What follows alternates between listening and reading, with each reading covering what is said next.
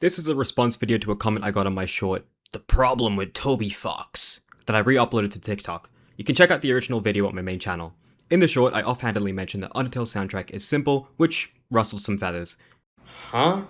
Yes, the Undertale soundtrack is pretty simple, all things considered, and I will double down on this because it helps the point I was making in the initial video, plus I care too much about winning online arguments with 12-year-olds. When people say a song is complex, they're generally referring to how much information you have to process when you're listening to the song. So this could be the number of instruments in this song, could be the number of melodies or rhythms, or how conventionally irregular it is. So maybe using odd time signatures or constantly changing keys and so on. I genuinely saw someone say in this reply chain that Undertale has complex music because it uses 6 instruments.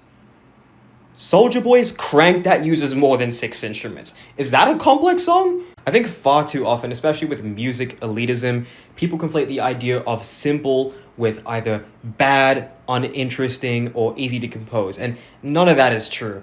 Like, if all that mattered to make a song good was complexity, then Jacob Collier would be considered the greatest artist of all time, but no one gives a shit if you can use like a polytechnic rhythm with microtones if the shit just sounds bad.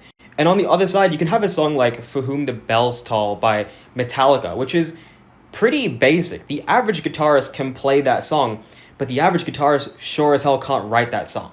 And now the biggest testament to Undertale's music being simple is how often it's reused through leitmotifs. If a song is truly really complex, it'd be hard to remix it over and over again, and Undertale has one of the most remixed soundtracks of all time. If we're talking density of instruments or time signatures or any of these other things that would make a song be considered traditionally complex, you could point to the Mario Galaxy soundtrack, any of Koji Kondo's works, or even some of Yoko Shimomura's work on Final Fantasy and Live Alive, which ironically is what the song Megalovania was based on. In fact, in an interview, Toby Fox said he basically made the song because he found Megalomania by Yoko Shimomura too hard to transcribe. Point being, you should never let technical experience or your equipment get in the way of making great art, and that's what Toby Fox aspires to. He would say it himself. He literally has. I like looking through a bunch of random free sounds and presets and seeing if there's anything that jumps out at me. Very little is standing between you guys and making a soundtrack like this.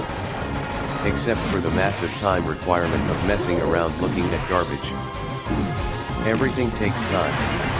I was very lucky to be able to have time and support. But like, you didn't play the songs in GarageBand. real time or whatever and record them, right? Like, it's not like a tracker is how you program it, and then otherwise you just play it. No. No, you can like you can.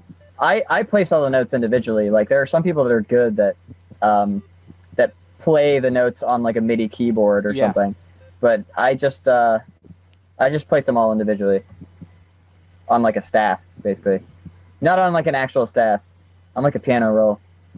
Yeah. I can't read music. Like this guy is manually inputting notes on the grid in FL Studio to make all his songs. He has no technical training, and even though all of Undertale's music has been transcribed and recreated at this moment, because once again, it's fairly straightforward, uses very few instruments, and I mean all the instruments serve a purpose. Even though all the people who transcribed his work are probably more technically proficient than Toby Fox, it might not necessarily be able to create the same music Toby Fox does, because the biggest thing Toby Fox has going for him, especially prior to Undertale, is he had 10 years spent making music, and if you want to get good at something, you have to do it. You can't overthink it.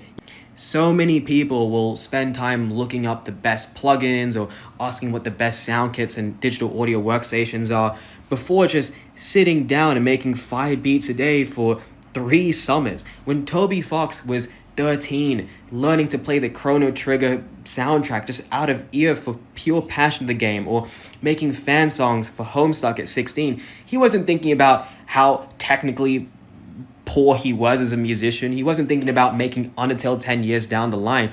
He was just enjoying the process. He enjoys music, which is like the strongest thing he has going for him. Toby Fox found this secret technique that if you want to make good music, you just have to make music. And he's just really good at that and did it a lot. It doesn't matter if it's simple or not. He just likes making music. Like, just do your thing. Just make it.